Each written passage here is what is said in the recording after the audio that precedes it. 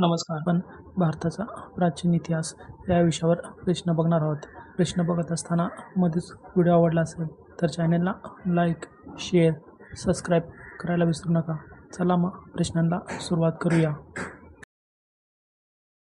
धोलावीरा हे स्थळ सिंधू संस्कृतीतील कोणत्या वैशिष्ट्यासाठी प्रसिद्ध आहे? पर्याय आहेत अ. बंदर, ब. जलव्यवस्थापन, क. अग्निकुंड, ड. धान्य कोठार.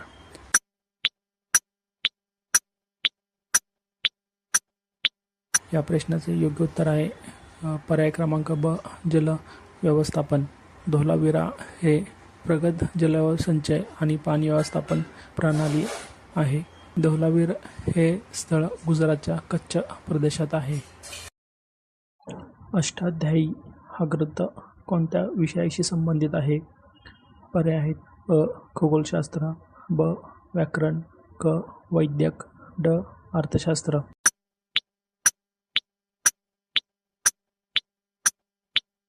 या प्रश्नाचे योग्य उत्तर आहे पर्याय क्रमांक ब. व्याकरण. प्राचीन भारतीय व्याकरणकार पाणिनी यांनी अष्टाध्यायी हा ग्रंथ लिहिला. अष्टाध्यायी हा ग्रंथ संस्कृत भाषेचा व्याकरणाचा अत्यंत महत्त्वाचा आणि पायाभूत ग्रंथ आहे. खालीलपैकी कोणत्या बौद्ध संगीतीत त्रिपिटक अंतिम स्वरूपात संकलित झाले? पर्याय आहेत अ. पहिली, ब. दुसरी, क. तिसरी, ड. चौथी.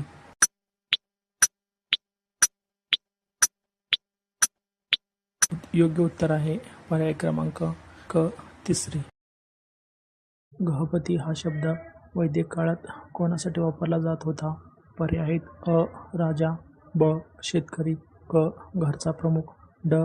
पुजारी.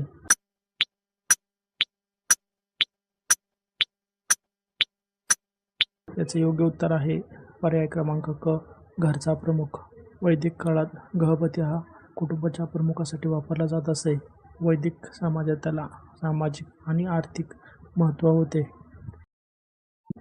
कोणत्या ठिकाणी चाकावर बनवलेली मातीची भांडी प्रथम आढळतात? पर्याय आहेत अ. सिंधू संस्कृती, ब. वैदिक काळात, क. मौर्य, ड. गुप्त काळ.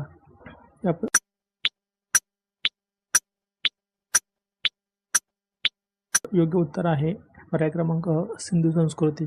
भारतात कुंभाराच्या चाकावर बनवलेल्या मातीच्या भांडीचा प्राचीन व व्यापक पुरावे सिंधू संस्कृतीमध्ये आढळले आहेत. निष्क प्राचीन भारतात कशासाठी वापरला जात होता? पर्याय आहेत अ. शस्त्र, ब. नाणे, क. धान्य, ड. जमीन. व्हिडिओ आवडला असेल तर लाईक, शेअर, सबस्क्राईब करायला विसरू नका. या प्रश्नाचे योग्य उत्तर आहे पर्याय क्रमांक ब. नाणे किंवा दागिने. प्राचीन भारतात निष्क हा शब्द नाणे किंवा दागिने साठी वापरला जात असे. सुरुवातीच्या काळात ते गळ्यात घालण्याचा दागिना होता. ब्रह्मदेय हा शब्द कोणत्या संदर्भात वापरला जातो? पर्याय आहेत अ. युद्ध, ब. कर, क. जमीनदार, ड. व्यापार.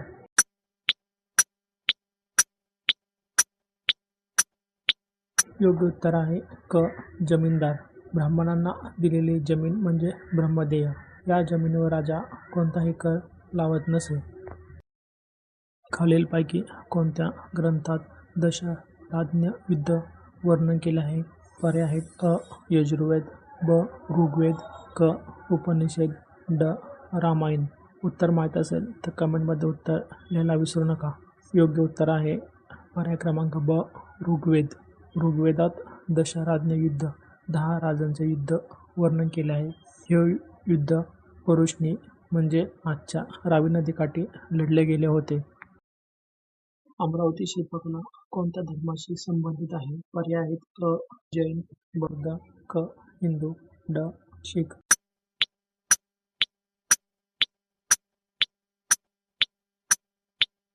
योग्य उत्तर आहे पर्याय क्रमांक ब. बौद्ध. येथे बुद्धांच्या जीवनावर आधारित सुंदर शिल्पे आढळतात. या कलेचे प्रमुख केंद्र आंध्र प्रदेशातील कृष्णा नदीच्या खोऱ्यात अमरावती आणि नागार्जुन कोंडा येथे आहेत. चरक संहिता हा ग्रंथ कोणत्या क्षेत्राशी संबंधित आहे? पर्याय आहेत अ. गणित, ब. खगोलशास्त्र, क. आयुर्वेद, ड. राजकारण.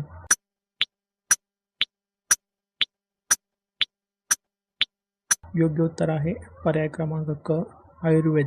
यामध्ये रोग, उपचार, औषधांविषयी सविस्तर माहिती दिलेली आहे. हा ग्रंथ भारतीय वैद्य महर्षी चरक यांनी लिहिलेला आहे.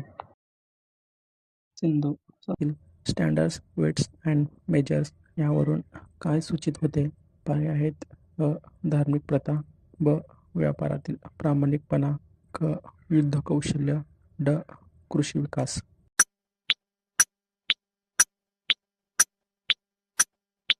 याचे योग्य उत्तर आहे पर्याय क्रमांक ब. व्यापारातील प्रामाणिकपणा. सिंधू संस्कृतीत एकसारखे वजनमापे पद्धती वापरली जात असल्याने व्यापारात अचूकता आणि प्रामाणिक व्यवहार होत असल्याचे दिसून येत होते. नास्त कोणत्या वेदात आढळते? पर्याय आहेत अ. सामवेद, ब. ऋग्वेद, क. यजुर्वेद, ड. अथर्ववेद.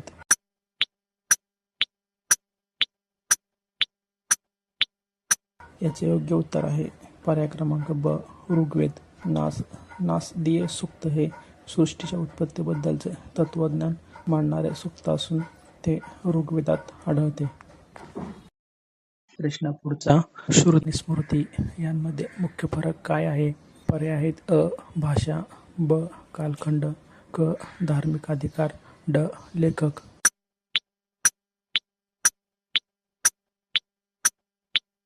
योग्य उत्तर आहे पर्याय क्रमांक क. धार्मिक अधिकार. ईश्वर निर्मित श्रुतीला मानले जाते. स्मृती हे मानवाने लिहिलेले ग्रंथ आहेत, त्यामुळे धार्मिक अधिकाराच्या दृष्टीने श्रुतीला अधिक श्रेष्ठ मानले जाते. बौद्ध धर्मातील विहार याचा अर्थ काय? पर्याय आहेत अ. मंदिर, ब. शिक्षण केंद्र, क. युद्धस्थळ, ड. बाजार.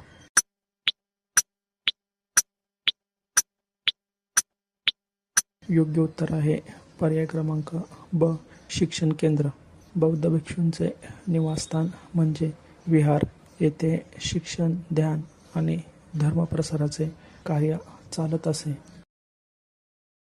प्राचीन इतिहास या विषयावर आपण अजून प्रश्न पाहणार आहोत. त्यासाठी चॅनलला लाईक, शेअर, सबस्क्राईब करायला विसरू नका. थँक्यू.